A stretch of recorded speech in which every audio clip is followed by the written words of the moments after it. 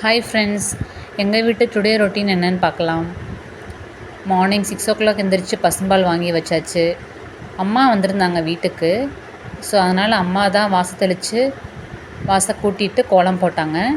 அம்மா நல்லா கோலம் போடுவாங்க, நெளிவு கோலம் நல்லா போடுவாங்க. எனக்கு அவ்வளோவா தெரியாது. ஸோ அதனால் அம்மா தான் போட்டாங்க.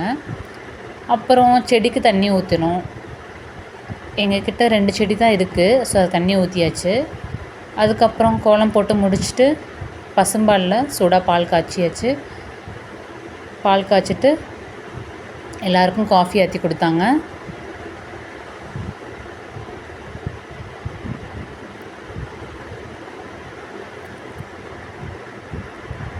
எல்லோரும் காஃபி குடித்து முடிச்சுட்டு அப்புறம் வீட்டில் ஹஸ்பண்ட் போயிட்டு மட்டன் வாங்கிட்டு வந்தாங்க.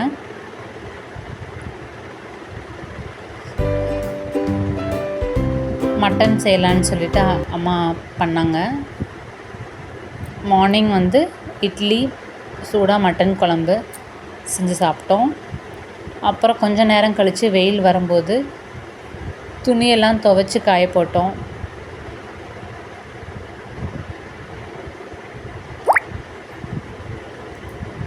துணியெல்லாம் துவைச்சி காய போட்டதுக்கப்புறமா ஓகே சரி ஏதாச்சும் சாப்பிட்லாம் அப்படின்னு சொல்லிவிட்டு அம்மா குலோப் ஜாமுனும் கேசரியும் பண்ணியிருந்தாங்க.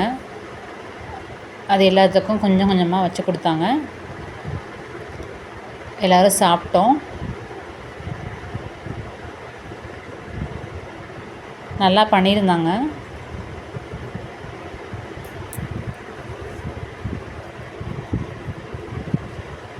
கேசரியும் நல்லா டேஸ்ட்டாக இருந்துச்சு.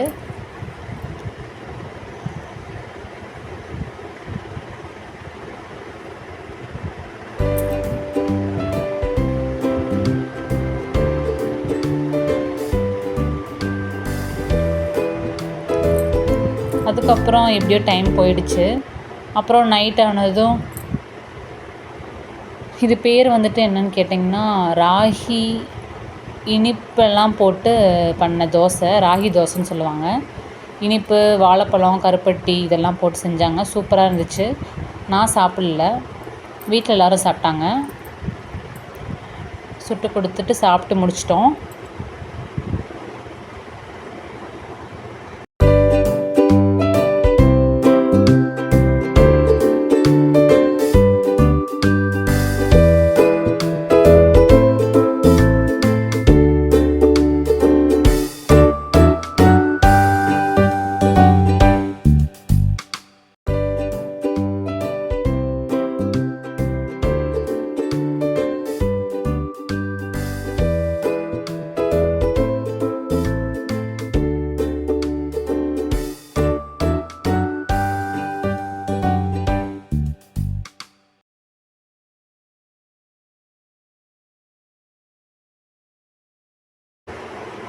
அவ்வளோதான் ஃப்ரெண்ட்ஸ், சூப்பரான ராகி தோசையும் நல்லா வந்துருந்துச்சு.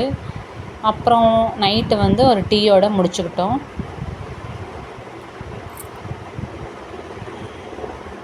இன்றைக்கி டே இப்படி தான் ஃப்ரெண்ட் போச்சு.